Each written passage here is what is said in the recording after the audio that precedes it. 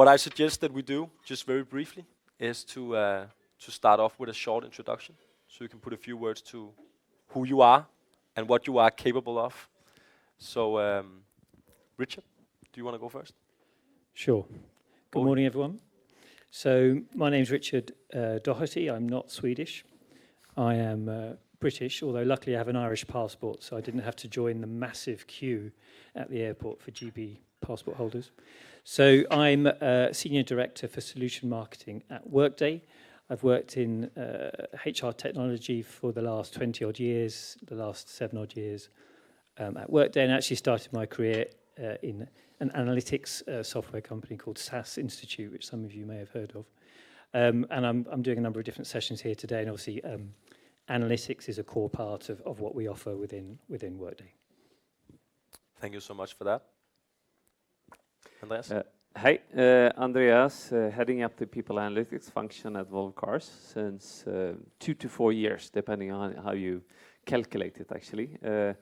Engineering by education, but HR practitioner for 15 years, and turned kind of analytics and tech 6-7 years ago.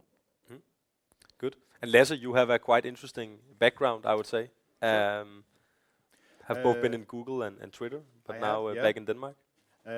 Lasse Tornfeldt, I am a lead people analytics specialist at Grundfos in Denmark. And as you rightly said, I recently returned from the US, where I lived for 21 years, but returned to Denmark during the pandemic. I decided to take up roots in my native country again, and started with Grundfos in August, but started my journey in the HR and people analytics space in 2008 at Google. In a rotational program there, ended up finding my passion for people analytics, and then continued that at Twitter, where I helped to build out that team there. Took a detour into IT for 3 years because I wanted to try out my sort of engineering side, and having friends in IT is quite often very useful in the people analytics line of work. And then finally moved to a company in New York called Yext, where I did people analytics for about 2 years before then, returning to Denmark in the pandemic. So been a bit all over the place, and now being in a manufacturing company at Grundfos is a bit different than being in various different software companies. Yeah, and thank you so much for that. And we are of course going to talk about how to accelerate business impact with the use of people analytics, and what kind of skills we are missing, etc. But also just want to pick your brain a little bit on how do you see the difference between the US and maybe Europe when it comes to maturity of people analytics? Do you see a difference? I think I see a difference between the companies that I worked at in the US and what I've seen in Europe. But I don't think I would generalize and say that the US is necessarily always ahead of the curve on people analytics.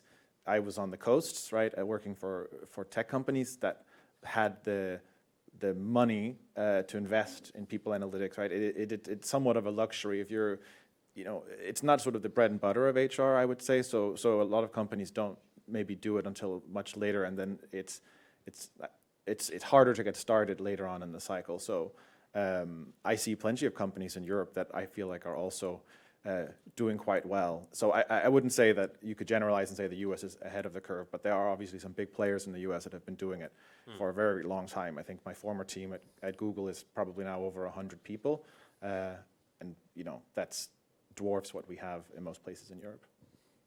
Good, thank you. Guys, what is the initial starting point? What do you need to do in order to convince business to invest in people analytics?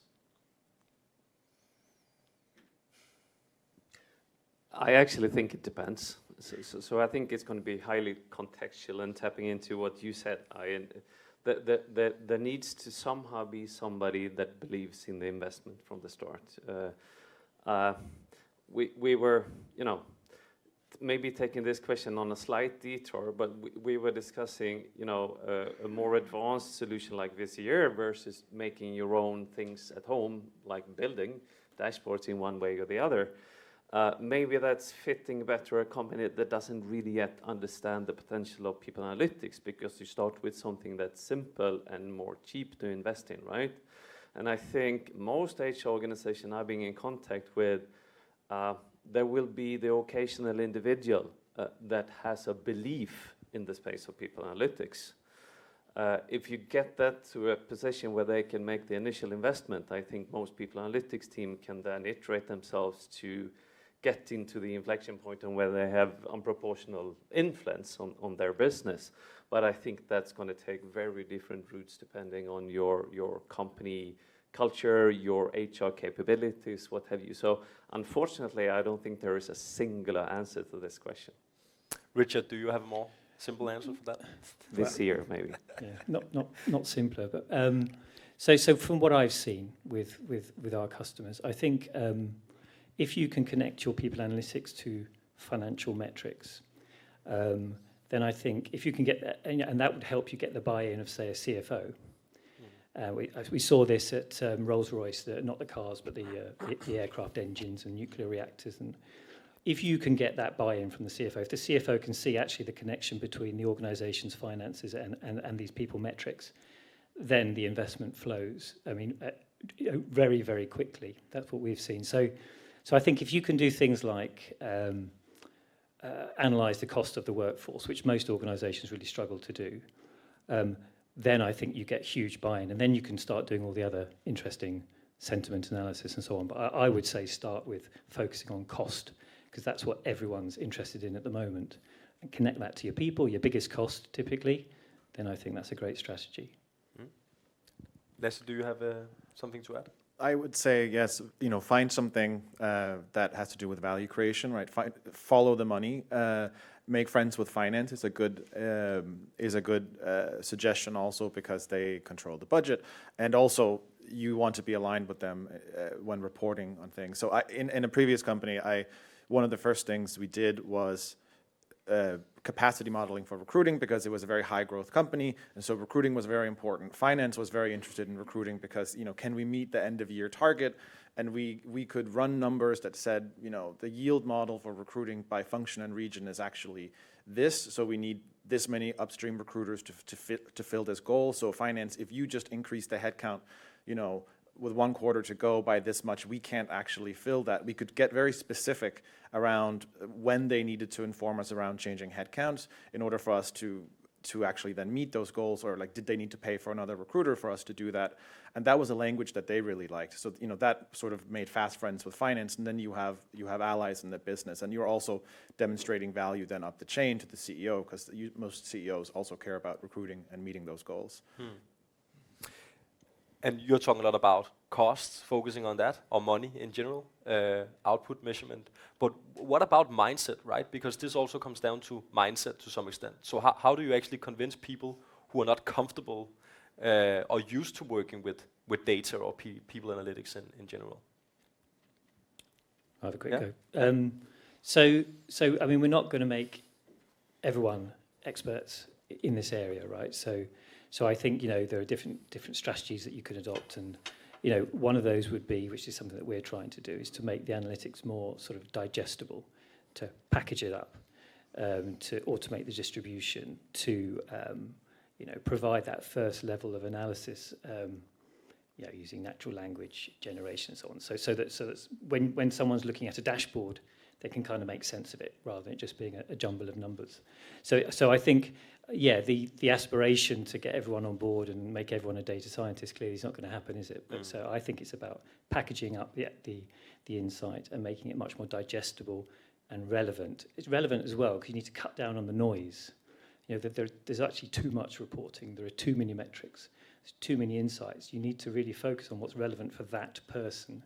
So we need a personalised approach, which is not easy. I'm not suggesting we flick a switch and that happens, but I think that's what we should be aiming for. Yeah, and that's what we struggle with sometimes, right? Because there are so many metrics we find interesting, but what is actually the most important metric for our stakeholder to look at? And it will be different, right? But Yeah. I completely agree with what you're saying. And actually, you had it in your opening statement, Stefan. Simplicity. We need to make data simple because most of our consumer, at least if we talk about HR colleagues, need to have it presented in a way that they don't have to do advanced calculations to get to a knowledge level or make decision based on it. I also, it's been a lot of interesting conversations during the early hours of this conference already around this idea whether people analytics is responsible for, lifting the broader capability, and some think not, and some think yes. I think it's been a dawning realization the last year for me. It's our key mission. People analytics exists to solve problems, yes, but to do that on scale, you need to have much more people being able to, at the very least, be able to ask the right question. Whether they can answer them themselves through dashboards, that's great. If it's a more advanced question, which we want, then we help answer those questions. But a people analytics team, limited resources, cannot be there, have the discussion with every business stakeholder to identify those. So we are putting unproportional investment in helping our HR colleagues be better in asking those questions or defining those areas of importance, let's say. Grundfos has actually taken an interesting approach to this. We put more than 70 of our HRBP and HR specialist colleagues through a vendor-led program about upskilling in data within HR. So they came in and did a 3-module series on sort of general data analysis, another one on sort of calculating financial impact specifically around financial metrics, and then the last one on data-driven storytelling.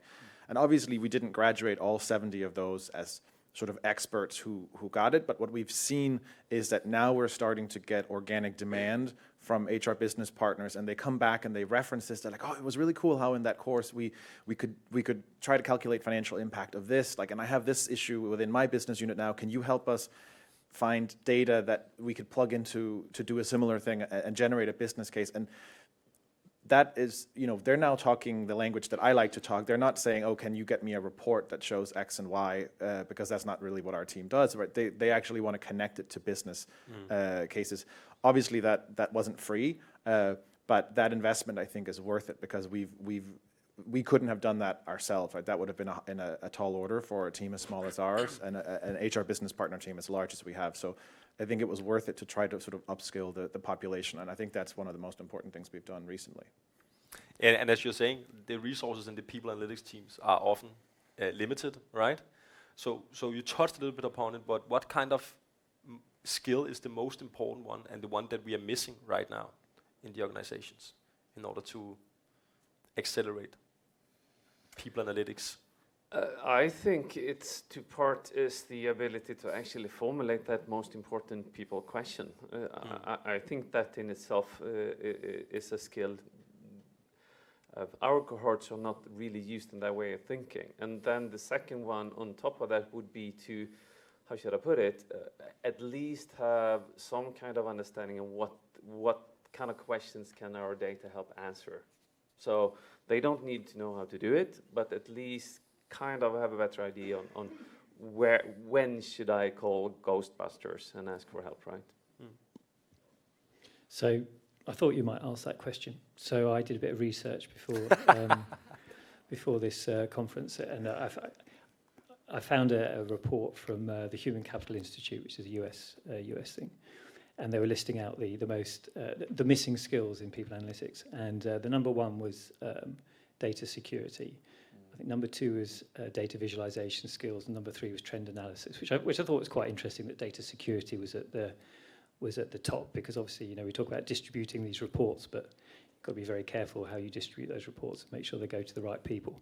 But I actually think that research, after I'd read it, I thought actually that kind of misses the point. I mean, the main skill that's missing isn't really in the people analytics team. What's missing in the people analytics team is the number of resources.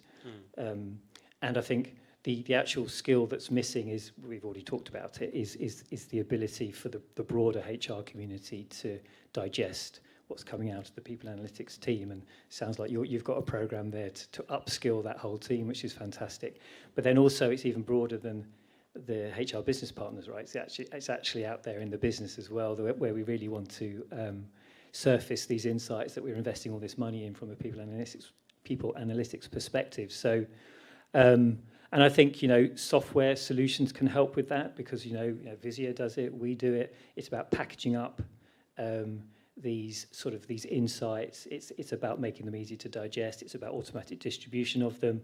It's also automating a lot of the analysis. You know, you've got augmented analytics now, which a bit of a plug I'm talking about later, which is all about, you know, analysing the underlying data.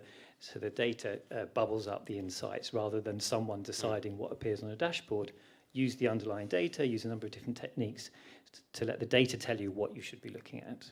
So both talking about making the data simple, right? And then also reflecting back to what you mentioned, Ian, right? Convincing some of the HR business partners who already have a genuine interest in the beginning, maybe, to win them over. But somebody actually talked about this yesterday. The technology moves much quicker than people does. Yeah. So this is no longer a technology challenge. This is change management we talk about, and that is where we need to understand how do we optimize our efforts in driving that change. Not saying tech is not important. Of course it is. I mean that's the entry ticket. That's where you get all your answers. But I don't think that's the tricky challenge anymore for organizations. I think it's what you guys are doing is what more companies should do and need to do. Yeah. And I would add that I think whether you call it sort of a consultant mindset or a translator or a communicator, sort of on top of your hard technical skills, if you can't translate that to an HR and business audience that is of differing levels of their sophistication and understanding, then you've sort of lost. You can't. You can have a perfectly good, super advanced analysis, but if you can't communicate what the point of that is in a language that the business understands and relate it to business value, then you're not going to get airtime maybe more than once. So we're hiring for our team now, and that's one of the things that we're looking at very specifically. In addition, obviously, to a key set of technical skills, is this person a good storyteller? Can they communicate to the audience level? And find a language that resonates with that audience. So I think that sort of consultancy mindset is also quite necessary when we're trying to sort of establish our functions and prove ourselves of value to the business. I met a person yesterday at this conference. She worked in people analytics, but her title was business translator. And I think that was amazing. It's the first time I've seen it. Are you here today? There you are. Kudos to you. Great. I think that was good. So let's try to go a little bit up in the helicopter, looking at people analytics in a more broad perspective. So what is the most crucial factor to ensure business impact here and now, seen from a people analytics point of view? Okay, I'll jump in. So I'm kind of repeating myself slightly, but I think don't just limit. The real value comes when you start combining that people data with other enterprise data, in my opinion. When you start pulling in the financial data or your customer data or your sales data, I think that's when it gets really, really interesting for the business. And as an example, so there was a UK restaurant chain that wanted to measure the impact of engagement on sales growth through the different restaurants. So they used our employee sentiment capability and then pulled in the sales data, combined that in, you would typically pull that data into the HR system rather than squirting out the HR data, because the HR data is secured, it's GDPR compliant. You don't really want to be squirting that everywhere else. So, and then they proved that connection. Okay, so, and then the next step was, okay, so we're thinking about the pay for our employees. We want to see what will the impact be if we actually give our staff in these restaurants a pay rise of X%.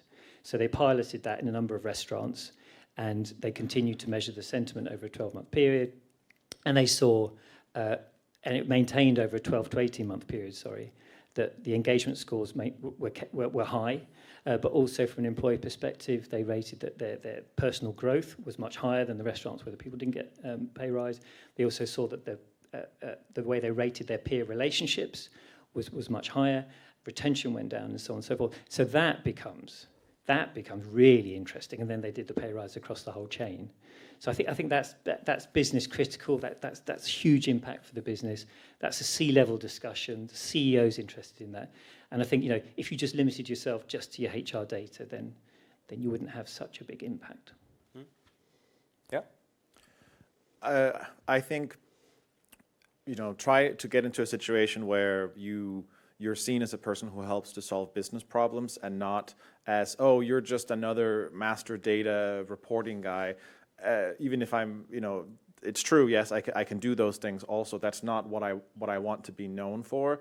So trying in all of the interactions that I have with people to zoom out and go back to, well, you've come to me with a pre-built solution that you think you need, but I want to know what's the initial question that you got from your client, because usually the HR business partners are representing something that came from the business. So getting closer to actually understanding what's happening in the business. We've recently gone at Grundfos into a partner model where I'm now partnering with two of our specific divisions. And so my first task also is wanting to deeply understand the specifics of their business so that I can also be proactive, right? That's not going to happen instantly and overnight, but I'm going to respond to things that come out of them on an ad hoc basis. But if I'm doing my job correctly, I understand what are the dynamics within our water utilities business that's different from our domestic building services, and what would that mean in terms of me offering up something different to my one client versus the other one, to try to come and bring people analytics in a proactive fashion, because I think that's, when things can get exciting, and then you get brought back in, then you get brought in with the actual business leadership team, and you're not just necessarily interfacing with HR. But again, that is, and now I'm repeating myself as well, it's that consultant-y mindset, right? You have to be willing to also understand the business and not just be seen as an academic in an ivory tower that throws out interesting tidbits every once in a while, but sort of getting closer to the ground, I think. And I actually want to jump into the next question, because I also think that there might be some people here working in organizations where they do not actually have a people on an analytics team or department. I've seen that several places, especially where the head of HR or the head of people and culture has a different background, right? For example, a lawyer or something like that. So they are typically quite restrained or reluctant to look into people analytics, because what about the risks? What about the ethics? All of that stuff. So how will that impact the business if we have no people analytics at all? What do you think? Terrible. Yeah? Yeah, no, so, I mean, from a vendor perspective, there are many organizations, who won't have a 100-person team like Google have, who have, we have insurance companies as clients, and they're full of data scientists, right? But none of them are working on HR stuff. They're working on the insurance side of the business, clearly the customer side. So from a vendor perspective, what we try to do to help those customers who have, very limited people analytics teams, maybe no people analytics team, is to package up those analytics into the application, right? So that you have your transaction layer, you have your reporting layer all in one place. So at least they get some insight directly, and with a limited investment, So it's about we've got a load of data scientists working at Workday. Not all of them are working on the reporting area. They're working, to automate process and so on in the application. But again, we're trying to package up, that sort of machine learning enabled functionality into the solution so that you can deploy it and then you get access to it without having to have the data scientists.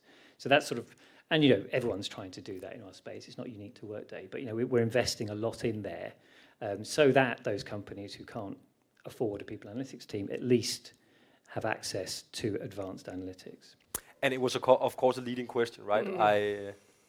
I do want to comment. If you're passionate about people analytics, if that's what you want to do, and you wake up in the company that you described, Stefan, there is only one thing to do. Move somewhere else where people want you. Simple as that. It's 2022. It's a great job market out there. Don't waste your time in a place where you don't have an impact. Really. Mic drop. We're hiring at Grundfos, so you could always come to us. And that doesn't apply for my own team at Volvo Cars, by the way. Okay, so let's end on a high, right? So I want to pick your brains on some kind of good examples of where people analytics truly have made some sustainable business outcomes. Do you have some examples on that? And they need to be concrete, gentlemen. Okay, a quick one. So Rolls-Royce, I mentioned them earlier. So they, so their business model is around that they get paid the number of hours that the aeroplanes that are powered by their engines fly. Clearly, when the pandemic hit, massive problem, right? Because no aeroplanes were flying. So they needed to rationalize, they needed to restructure, and they needed to do that quickly. They didn't have a clear view on the cost base of the workforce because they have 42 different payrolls around the world. So we proposed, right, okay, we will bring that payroll data, that cost data, we'll bring that into Workday. We'll use this engine that we have to do that. And then we'll, discovery boards, we will provide you with that visibility on the cost of the workforce. You'll be able to slice and dice that. You'll be able to actually also look at the skills that you have across the business, where those skills are located, the cost of those skills. Maybe you need to move some manufacturing from place A to place C because you've got the skills there already and they're cheaper or whatever, and so on and so forth. So they bought into that 100%. There'll be a case study out shortly, and it allowed them to restructure quickly in a very effective way using the data to drive that restructuring, and now they're in a very healthy state. So that was a fantastic example, I think. Les? I have an aspirational one from the Google days, and they've published about this one, so I think it's easy to share. Most companies probably don't have the resources to do full-on, experimental setups within their people analytics org, but Google does, and they have an entire team that's dedicated to the people and innovation lab. And one of the things that we did while I was on the analytics team was look at the financial health of our employees. In the US, as in many other places, you could have this pre-tax pension scheme you can contribute to, but you get defaulted in at a particular percentage, and a lot of people end up not changing it because they're young and they don't think about those types of things. So the company said, we want to increase the financial health of our employees, so let's, instead of just sending out emails to people, we will actually do an experimental setup where we test with anchoring whether using particular languages, like if you could increase by 5%, you could increase by 10%, impacts the actual savings rate that people then go into afterwards. And lo and behold, they did find that if you anchor people at a higher point in terms of suggested savings rate, I went back and looked it up yesterday, and I think it was a 2.9 increase in savings overall that we were able to achieve. And it's weird in a sense because it's not directly a business outcome, but in this case it was important for Google to consider the long-term financial health of their employees. So it was something that they wanted to strive to do, and was accomplished entirely via the people analytics team. So again, not saying that that's what most of us are going to have time to do, because we're usually busy doing other things. But if we ever get to something like that where we can use actual experimental setups to prove that something works, I think that's a great thing to aspire to. Mm-hmm. Absolutely. And we're pretty much in the early phases at Volvo Cars as well. So it's a lot about data democratization and trying to drive skills and mindset with our HR collective for sure.